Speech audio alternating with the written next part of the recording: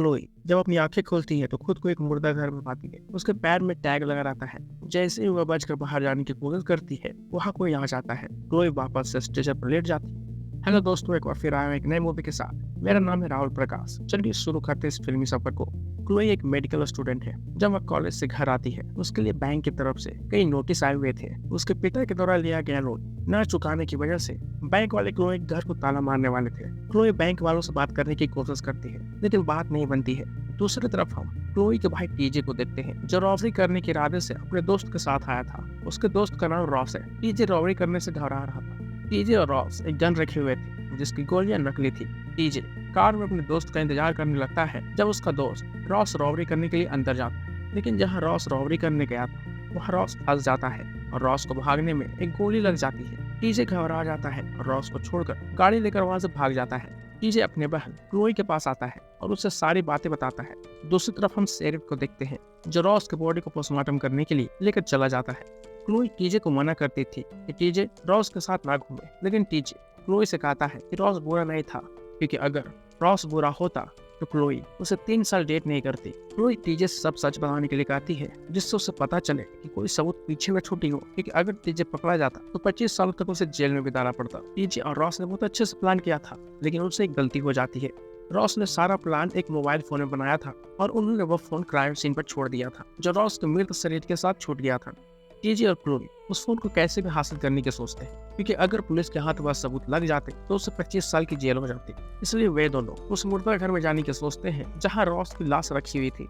जब वे मुर्दा घर के अंदर चोरी छुप जाने के लिए रास्ता तलाश करते हैं तो उन्हें नहीं मिलती है। क्लोई फिर दूसरा तरीका ढूंढती है। क्लोई अपने भाई के दोस्त से एक ऐसा ड्रग खरीदती है जो शरीर को 30 मिनट बाद बिल्कुल सुन कर सकती थी और उसका शरीर ठंडा पड़ सकता था, जैसे कोई मरा हुआ शरीर मरने के बाद ठंडा हो जाता है। वह ड्रग लाकर क्लोई खुद के अंदर इंजेक्ट कर लेती है और टीजे तो आधे घंटे बाद पुलिस को खबर करने के लिए कहती है, जिससे पुलिस उसे मरी हुई समझकर उसे पोस्टमार्टम के लिए मुर्दा घर में ले जाएगी। वह ड्रग खुद के अंदर इंजेक्ट करने की कुछ ही देर में क्लोई के सामने अंधेरा छा जाता है और जब उसकी आँख खुलती है तो वह खुद को मुर्दा घर में पाती है। उसके पैर पर उसका नाम और मरने की तारीख लिखी रहती है।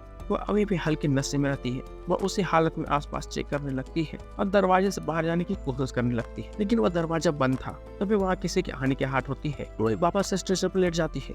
वह व्यक्ति आकर एक डेड बॉडी को लेकर वहाँ से चला जाता है। जब वह दरवाजा फिर से बंद होने वाली रहती है तो क्लोई दरवाजा को बंद होने से रोक देती है। वह उस दरवाजे से सबूत को ढूंढने के लिए बाहर आ जाती है। क्लोई वो सबूत ढूंढते हुए एक मृत शरीर के पास पहुंचती है। वह एक लड़की की शरीर थी, जिसका कुछ समय पहले एक्सीडेंट होने के कारण बहुत बुरी हालत हो चुकी थी।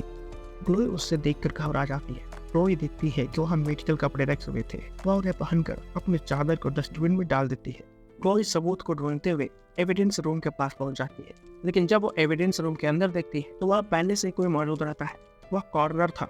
वह कॉर्नर वहाँ अकेला काम करता था। जब कॉर्नर दरवाजे की तरफ दिखता है तो क्लोई घबरा जाती है और क्लोई को लगता है कि कॉर्नर ने उसे देख लिया है। क्लोई वहाँ से भागने लगती है और एक लाइट जिसे उसे ऑन की थी उसे ऑफ कर देती है। ऑफ होने से कॉर्नर को कुछ आवाज सुनाई पाती है।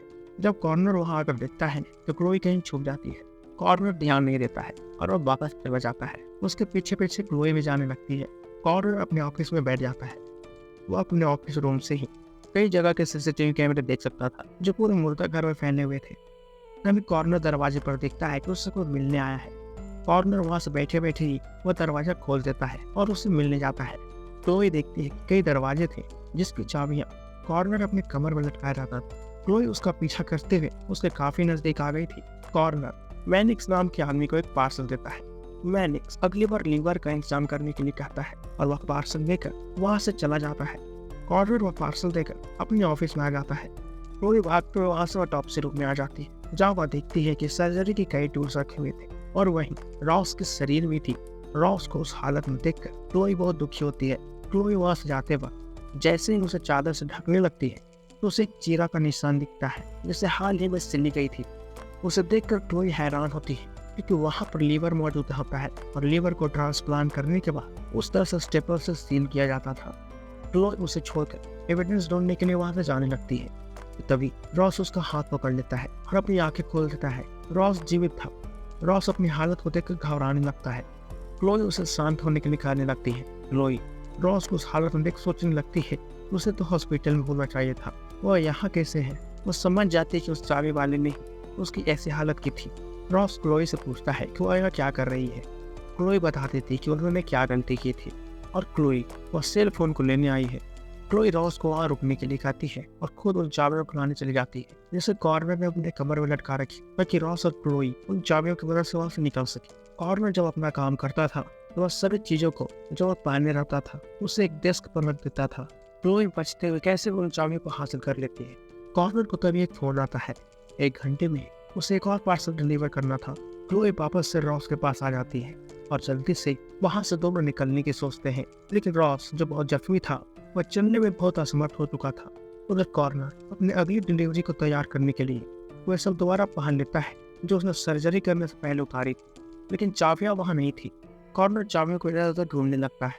रॉस और क्लोई बहुत मुश्किल से दरवाजे को खोलते हुए बाहर जाने की कोशिश कर रहे थे, क्योंकि कई चाबियां थी और सभी को ट्राई करते हुए वह तालों को खोल रही थी, जिसमें समय लग रहा था। कॉर्नर जिसे पहले ही शक हो गया था वो मॉर्चरी में जाकर देखता है। कॉर्नर देखता है कि वहाँ एक बेड खाली थी। कॉर्नर को समझते देर नहीं लगती है कि वहाँ कोई घुस आया है। कॉर्नर दौड़ते हुए सिक्योरिटी रूम में जाता है और वहाँ से सीसीटीवी फुटेज को देखता है।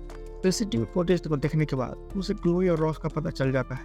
कॉर्नर क्लोरोफॉर्म के गैस से दोनों को बेहोश कर देता है। जब क्लोई की आँख खुलती है तो वह खुद को बंधी हुई पाती है। वह डॉक्टर रॉस पर सर्जरी करने की तैयारी कर उसके अंदर से बचा हुआ किडनी बाहर निकालने वाला था। क्लोई बहुत विनती करती है और अपनी मजबूरी उसे बताती है, लेकिन कॉर्नर उसे एक अपराधी कहते हुए क्लोई के सामने रॉस के शरीर से किडनी निकाल देता है। कॉर्नर उस किडनी को एक बॉक्स में बंद लिक्विड नाइट्रोजन से फ्रीज कर देता है और अपने डीलर का इंतजार करने लगता है। कॉर्नर क्लोई के बंधन को जांच कर वहां से दूसरे काम के लिए चला जाता है। क्लोई देखती है कि वहां पर वे सारे टूल्स रखे हुए थे जिससे वह आजाद हो सकती थी, तो क्लोई किसी तरह खुद को छुड़ाने के लिए अपने पैरों के बकल को खोल देती है। पैरों के आजाद होने से वह खुद को उन टूल्स के पास लेकर चली जाती है और एक कट्टर की मदद से अपने हाथों को भी छुड़ाने में कामयाब हो जाती है। कॉर्नर जो दूसरे मृत शरीर की ऑटोप्सी रिपोर्ट तैयार कर रहा था उसे उस कट्टर की आवाज सुनाई दे जाती है। कॉर्नर को शक हो जाता है और जल्दी से वह क्लोई के पास आता है, लेकिन क्लोई वहां नहीं थी। कॉर्नर उस कटर को चेक करता है जिससे क्लोई आजाद हुई थी। वह कटर अभी भी गर्म थी, जिससे कॉर्नर समझ जाता है कि क्लोई अभी भी वहीं है। इसलिए वह एक ब्लेड को उठाकर उसे आसपास खोजने लगता है। क्लोई डर रही थी, लेकिन वहां सभी जगह खोजने के बाद क्लोई उसे नहीं मिलती है। कॉर्नर क्लोई को बाहर खोजने चला जाता है। तभी हम देखते हैं कि क्लोई खुद को रॉस के बेड के नीचे छुपा रखी थी। वह बेड के नीचे से बाहर आती है। क्लोई रॉस को आखिरी बार देखती है और खुद को संभालते हुए लिक्विड नाइट्रोजन को उठा देती है। क्लोई लिक्विड नाइट्रोजन की मदद से एविडेंस रूम के लॉक को फ्रीज कर देती है और एक झटके में तोड़ देती है। क्लोई एविडेंस रूम में से रॉस के फोन को ढूंढने लगती है, लेकिन वहाँ कॉर्नर भी आ जाता है। क्लोई उसमें से गन को ले लेती है और खुद को छुपाने की कोशिश करने लगती है। कॉर्नर देखता है कि वहाँ एक एविडेंस बॉक्स बिखरा पड़ा है।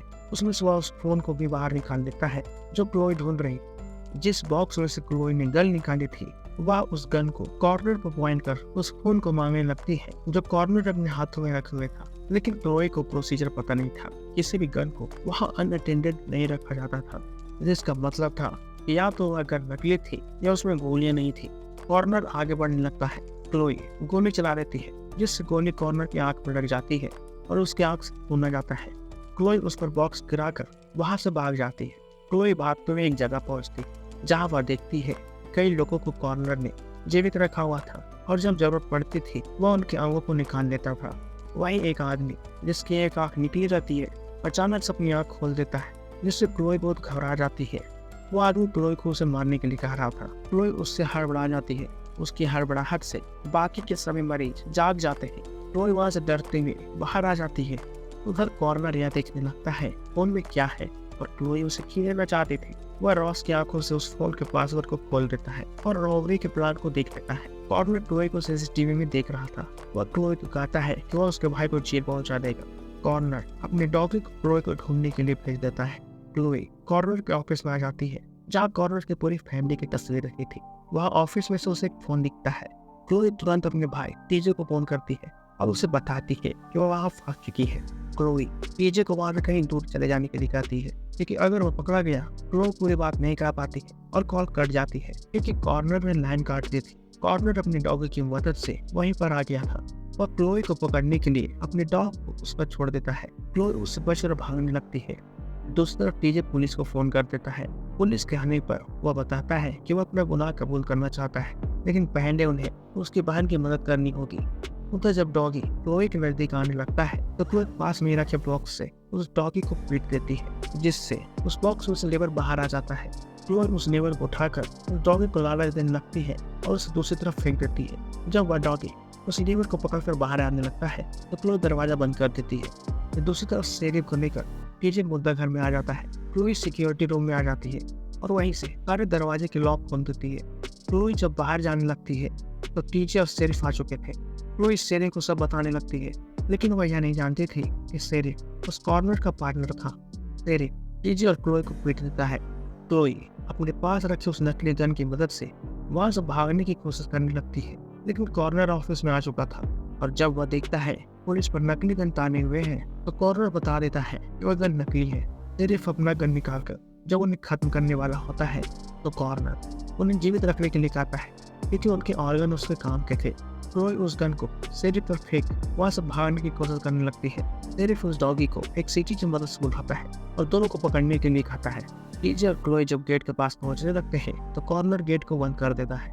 टीजे जब ऊपर से चढ़कर जाने की कोशिश करने लगता है तो कॉर्नर इलेक्ट्रिक करंट को ऑन कर देता है, जिससे टीजे को एक जोरदार झटका लगता है और वह गिर जाता है। गिरने पर फिर से उस पर डॉगी हमला कर देता है। क्लोई उस डॉगी को टीजे से अलग करने की कोशिश करने लगती है, लेकिन वह कामयाब नहीं हो पाती है। जब क्लोई उस डॉग को टीजे से अलग नहीं कर पाती है तो पास में ही वह गेट को पकड़ लेती है जिसमें करंट आ रही थी। करंट की वजह से सभी को शॉक लगता है। डॉगी टीजे को छोड़कर वहां से भाग जाता है। तो कॉर्नर को सभी को परेशान होते देख मजा आ रहा था। क्लोई टीजे और खुद को किसी तरह संभालती है। उधर वह डॉगी भी फिर से आ रहा था। टीजे और क्लोई उस डॉगी के आने के पहले एक बेसमेंट के एरिया में छुप जाते हैं और वह डॉगी ऊपर ही रह जाता है। शेरिफ उस डॉगी के पास आता है। जब वह डॉगी को वहां पर देखता है तो वह समझ जाता है कि दोनों बेसमेंट में चले गए।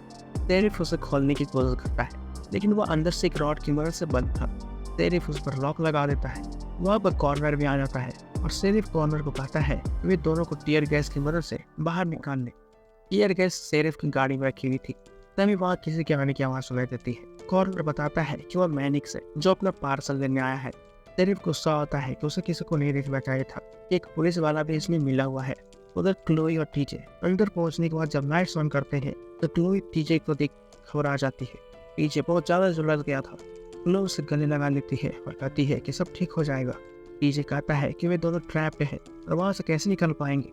तो क्लोई उसे हिम्मत रखने के लिए कहती है और कैसे भी वहां से निकलने की सोचती है। उधर मैनिक्स बहुत देर से खड़ा था। वह हैरान होता है कि कॉर्नर ने उसे अंदर नहीं आने दिया था। मैनिक्स अपना पार्सल मांगता है, लेकिन उस पार्सल को तो डॉगी ने खा लिया था, जिससे कॉर्नर 1 घंटे का और समय मांगता है और बताता है कि किसी वजह से उसका लीवर का इंतजाम नहीं हुआ है। मैनिक्स जब कॉर्नर की आग देखता है तो वह नर्वस होने लगता है। वह अंदर जाकर देखता है तो वह पुलिस की गाड़ी देखकर हैरान हो जाता है। मैनिक्स घबरा जाता है और पुलिस से डरने लगता है, लेकिन कॉर्नर जब ज्यादा रिस्पॉन्स नहीं देता है तो फिर मैनिक्स समझ जाता है कि पुलिस वाला कॉर्नर से मिला हुआ था। तभी वहाँ शेरिफ आ जाता है और मैनिक्स को गोली मार देता है। टीजे और क्लोई गन शॉट सुनकर हैरान होते हैं। क्लोई और टीजे जब और अंदर जाते हैं तो उन्हें एक एयर डक्ट मिलती है, जिसकी मदद से वो बाहर आने की सोचते हैं। क्लोई और टीजे उस एयर डक्ट से होते हुए वहीं पहुंच जाते हैं। सिर्फ मैनिक्स की मौत का इल्जाम उन दोनों को उस बैटरी पर लगाने के लिए कहता है जो बेसमेंट में बंद थे, और साथ ही साथ लीवर में उनसे प्राप्त करने के लिए कहता है। कॉर्नर डीलर से बात करता है और उसे अगली डिलीवरी के लिए दूसरे आदमी को भेजने के लिए कहता है। कॉर्नर ने उसे बता दिया था कि दो घुसपैठिए ने उसके डिलीवरी मैन को मार दिया है। डीलर उस डिलीवरी को उसे खुद आकर देने के लिए कहता है और 50,000 एक्स्ट्रा पेमेंट पर बात डन हो जाती है। लेकिन कॉर्नर दिखता है कि मैनिक की बॉडी को टीजे और क्लोई दोनों उस एयर डक्ट में लेकर चले जा रहे थे। तेरी बहुत सारा टीयर गैस अपनी गाड़ी से निकाल चुका था। टीजे और क्लोई मैनिक्स को लेकर उसी जगह पहुंचते हैं जहाँ कॉर्नर ने कई लोगों को जीवित रखे हुए था। मैनिक्स कहता है कि अगर उसे वो बचा ले तो उन्हें 10,000 देगा। टीजे कहता है कि 25,000 लगेंगे, क्योंकि उन्हें पैसों की जरूरत थी और मैनिक्स को उनकी। मैनिक्स मान जाता है। इसी बीच शेरिफ टीयर गैस को बेसमेंट में डाल देता है। क्लोई पास में रखे ऑक्सीजन सिलेंडर का उपयोग कर एक सिलेंडर टीजे को और दूसरा मैनिक्स को दे देती है और उन्हें वहां से निकलने के लिए कहती है। क्लोई एक हैमर और एक सिलेंडर अपने पास रख लेती है। मैनिक्स और टीजे दोनों एक बेड के नीचे छुप जाते हैं। शेरिफ की जब क्लोई पर नजर पड़ती है तो उस पर वह एक गोली चला देता है। टीजे जब दिखता है कि शेरिफ के वह काफी नजदीक है तो शेरिफ पर अटैक करने की सोचता है, लेकिन जैसे ही वह उस सिलेंडर से हमला करने वाला होता है कि उसी वक्त कॉर्नर उसे पीछे से तेज इलेक्ट्रिक शॉक दे देता है। क्लोई को टीयर गैस के कारण चक्कर आने लगा था। वह एक टेबल के पास रुककर शेरिफ का इंतजार कर रही थी।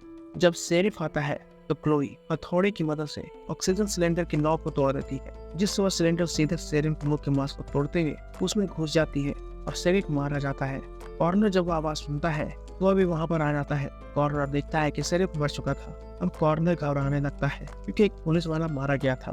कॉर्नर शेरिफ की बंदूक लेकर उन अधमरे लोगों को खत्म करने लगता है जिसे उसने उनके ऑर्गन के लिए जीवित रखा था। कॉर्नर उन्हें अब खत्म कर वह वहां से भागने की सोचता है।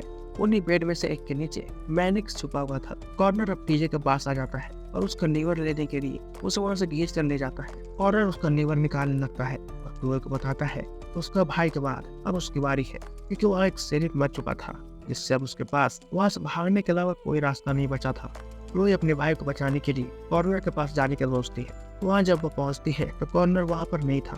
क्लोई टीजे के पास जाती है और उसे उठाती है, लेकिन जब वो उसे उठाकर वहाँ से चलने के लिए कह रही थी तभी कॉर्नर क्लोई को पीछे से पकड़कर उसकी आंख को निकालने की कोशिश करने लगता है, क्योंकि उसकी वजह से कॉर्नर की आंख जख्मी हो गई थी। लेकिन क्लोई खुद को बचाने के लिए पास में रखे हुए लिक्विड नाइट्रोजन को कॉर्नर के चेहरे पर उड़ा देती है, जिससे कॉर्नर का चेहरा एक तरफ से फ्रीज हो जाता है। जब कॉर्नर फिर से क्लोई को पकड़ने की कोशिश करने लगता है तो क्लोई उस सिलेंडर से उसके चेहरे पर वार कर देती है, जिससे कॉर्नर का चेहरा एक क्रिस्टल की तरह बिखर जाता है। कॉर्नर का आधा चेहरा बर्बाद हो जाता है।